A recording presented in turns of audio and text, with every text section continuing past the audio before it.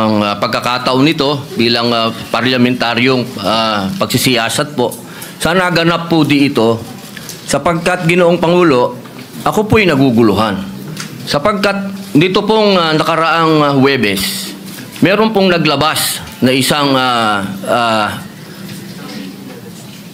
journalist ito, isang istasyon, na sinasabi na ako daw po ay nagngat-ngat dito sa loob ng Senado.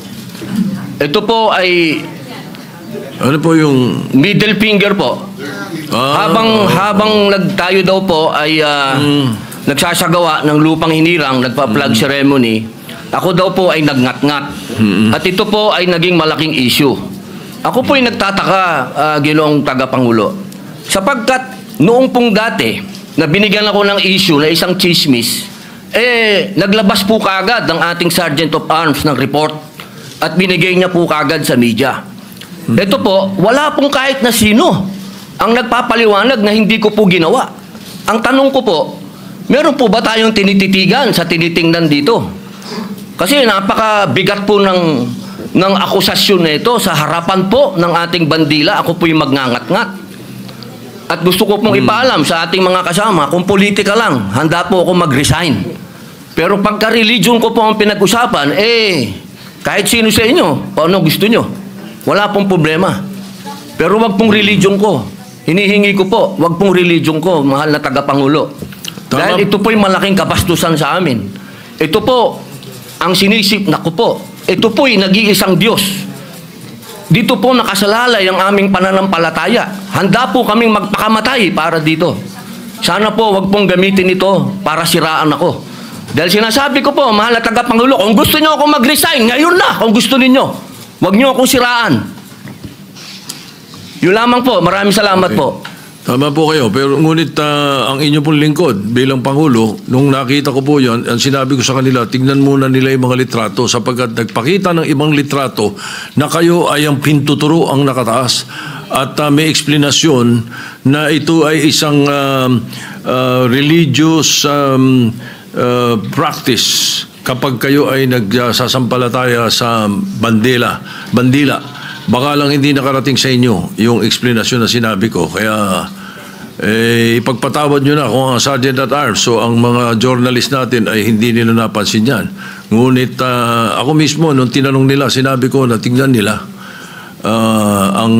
merong mga pinakitang litrato ninyo sa kabilang side na malinaw na hintuturo ang inyong pinapakita.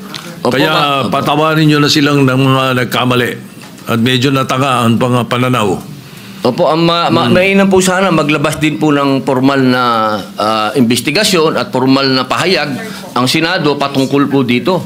Kasi Ginoong Pangulo, yung lumabas pong mga meron pang parang dinoktor pa Meron pong malabo yung isang litrato Meron pong nilabas sa apology ang Rappler opo. sa inyo.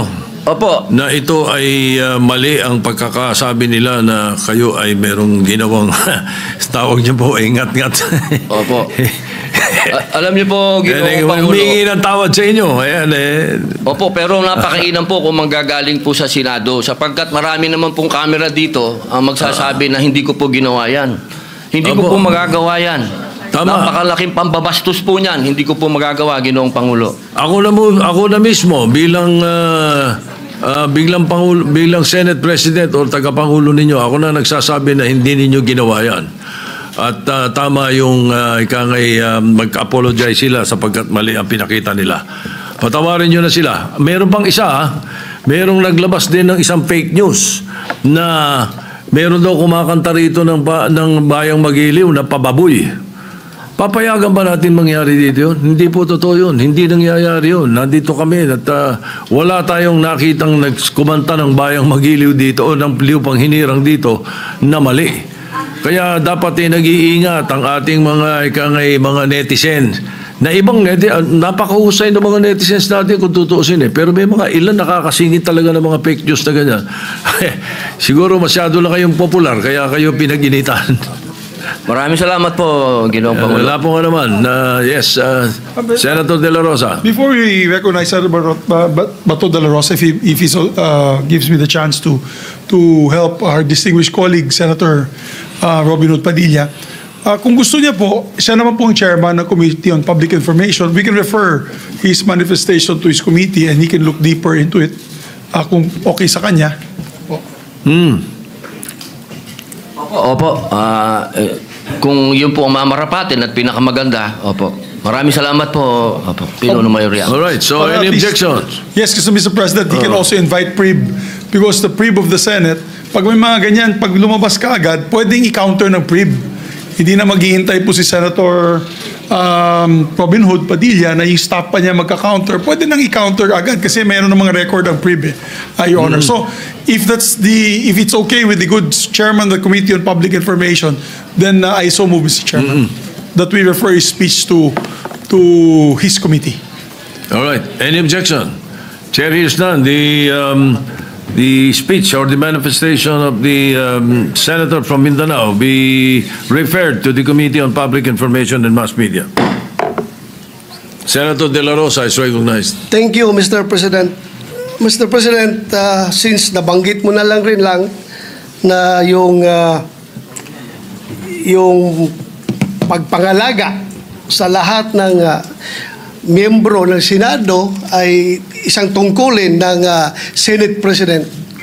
I just would like to bring to the attention of the Senate President. I came across with the news. Now, when the Senate President was asked by a certain Christian Esguerra regarding the minority taking up the question about the custody of Bryce Hernandez.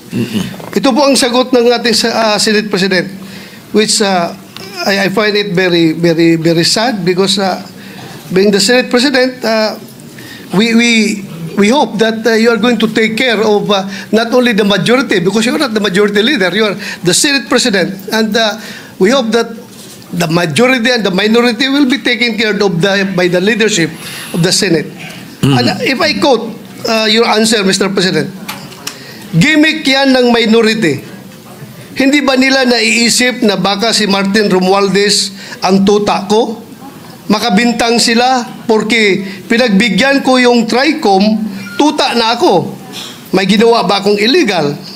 Yung request ng House of Representatives, illegal? Hindi. Ang gusto ninyo, awayin ko yung House of Representatives on day one.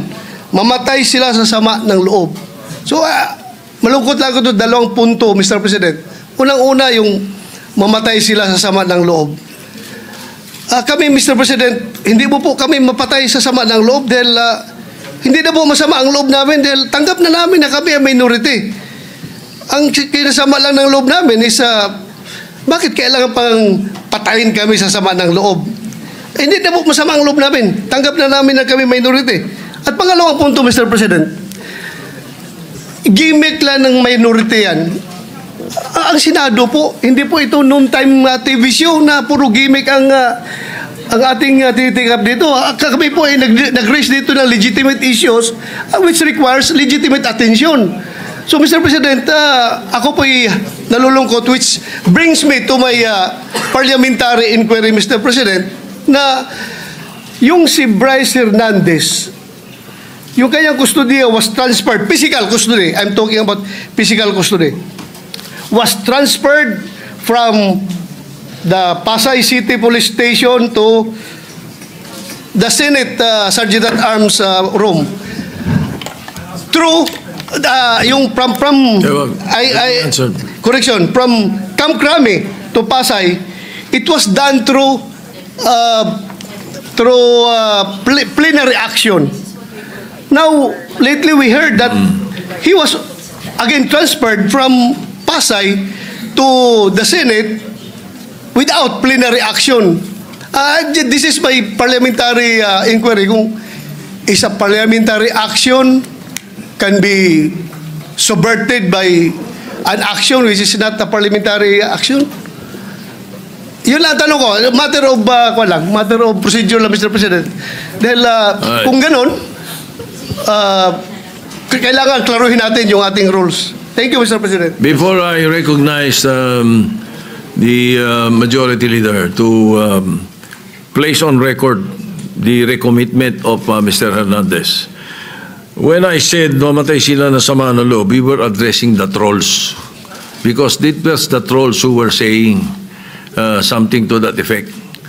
Na misunderstood nila completely. No? I'm not supposed to do this. I'm not supposed to answer you here in the rostrum, but I cannot help but do that because you took the floor and parang sinisita mo yung Senate President, which is very unparliamentary. But nevertheless, I will answer you. Ano? Like, for example, yung sinasabi nila na sumunod daw ako kay Martin Romualdez. Just because I mentioned that Martin Romualdez called me, does not mean that ako'y sumunod sa kanya. The request was coming from the House of Representatives. And the request was to retain Hernandez in Congress. At doon ako hindi pumayag. Is that being tuta? So you cannot help but also think na sasama ang loob ko pag binibintangan ako ng salita. Hindi po ba? So, ayun. Anyway, mabuti na yung masagot natin yan. At sinasabi ko sa kanila, yung mga trolls, yung mga sinasagot namin. Ngayon, to answer the issue of Mr. Hernandez, the majority leader may read the recommendation or the recommitment of Mr. Hernandez to the Senate custody. Yes, Mr. President. Mr. President, with the permission of the body,